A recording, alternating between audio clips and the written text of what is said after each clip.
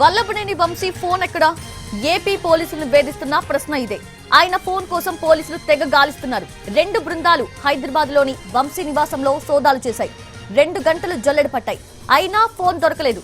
Vamsi phone చివరి tower location ఆయన ఇంటి దగ్గరే చూపించింది. కానీ ఫోన్ మాత్రం ఇంట్లో దొరకలేదు. దీంతో ఫోన్ ని ఇంకెక్కడో పెట్టి ఉండొచ్చని అనుమానిస్తున్నారు పోలీసులు. ఆయన ఫోన్ లో కీలక సమాచారం ఉందన్నది పోలీసుల అనుమానం. ఎవరికీ దొరకకుండా ఉండటం కోసం వంశీ వాట్సాప్ కాల్సే ఎక్కువగా మాట్లాడినట్లు పోలీసులు భావిస్తున్నారు. ఆ ఫోన్ దొరికితేనే చాలా విషయాలు తెలుస్తాయని అంటున్నారు. తను ఎవరెవరికి కాల్ చేశాడు, తనకి ఎవరు కాల్ చేశారు, సత్యవర్ధన్ తో వాట్సాప్ కాల్లో ఏం మాట్లాడారు వంటి వివరాలు తెలియాలంటే ఆ ఫోన్ కీలకం అంటున్నారు. అరెస్టు సమయంలో వంశీ ఫోన్ ఏమైంది, అప్పుడెందుకు దాన్ని స్వాధీనం చేసుకోలేదన్నది కూడా తెలియాల్సి ఉంది.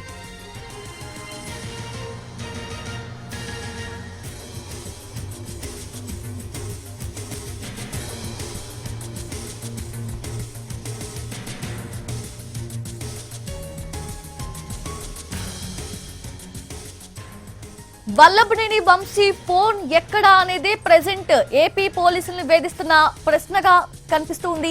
ఆయన ఫోన్ కోసం పోలీసులైతే తెగ గాలిస్తూ ఉన్నారు.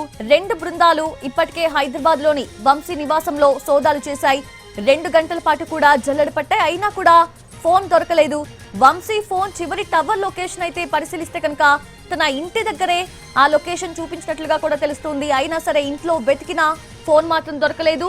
దీంతో ఫోన్ ని ఇంకెక్కడో పెట్టి ఉండొచ్చని అనుమానిస్తున్నారు పోలీసులు. పూర్తి అప్డేట్స్ తెలుసుకుందాము. మా ప్రతినిధి శ్రీకాంత్ సిద్ధంగా ఉన్నారు. శ్రీకాంత్, ఏంటి అసలు? అంటే ఆయన్ని అరెస్ట్ చేసేటప్పుడు, అదుపులోకి తీసుకునేటప్పుడు కూడా తన దగ్గర ఫోన్ లేదన్న సమాచారం పోలీసులకు లేదా? అసలు ఏంటి అసలు?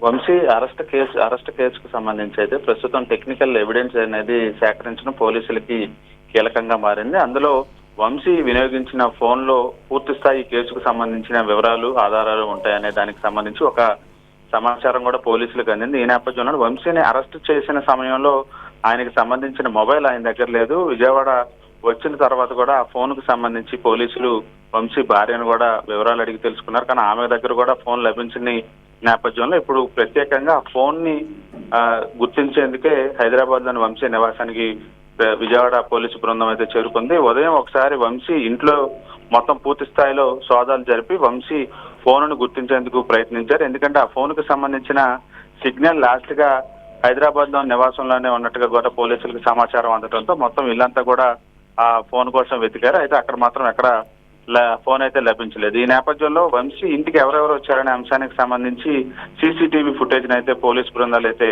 జల్లెడ పెడతా ఉన్నాయి.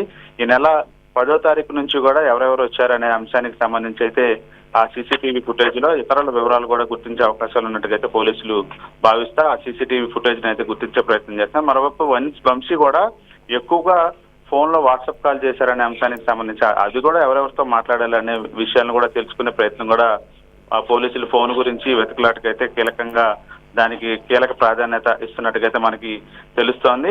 ఆ లాస్ట్ లొకేషన్ కూడా హైదరాబాద్ నివాసం దగ్గరే ఎండి చూపిస్తుంది కాబట్టి సైబర్ పోలీసుల సాయం కూడా తీసుకొని ఫోన్ ఎక్కడ పెట్టుంటాడు అనే అంశానికి సంబంధించి ఎలాగైనా దాన్ని స్వాధీనం చేసుకునే ప్రయత్నాల్లో అయితే ప్రస్తుతం విజయవాడ పోలీసు బృందం హైదరాబాద్ లో ఉన్నట్టుగా మనకు తెలుస్తా ఉంది. సౌజన్య, శ్రీకాంత్, చివరి టవర్ లొకేషన్ అయితే ఆయన నివాసం దగ్గరే చూపిస్తోంది. ఓకే, బట్ చివరిసారిగా ఎప్పుడు ఫోన్ యూజ్ చేశారన్న ఇన్ఫర్మేషన్ ఏమైనా ఉంటుందా? బికాస్ పోలీసులు ఆయన ఇంటికి అదుపులోకి తీసుకునేందుకు, అరెస్ట్ చేసేందుకు చేరుకున్న సమయంకి ఆయన యూజ్ చేశారా ఫోన్, లేదంటే ఎప్పుడు యూజ్ చేశారన్న ఇన్ఫర్మేషన్ ఉందా?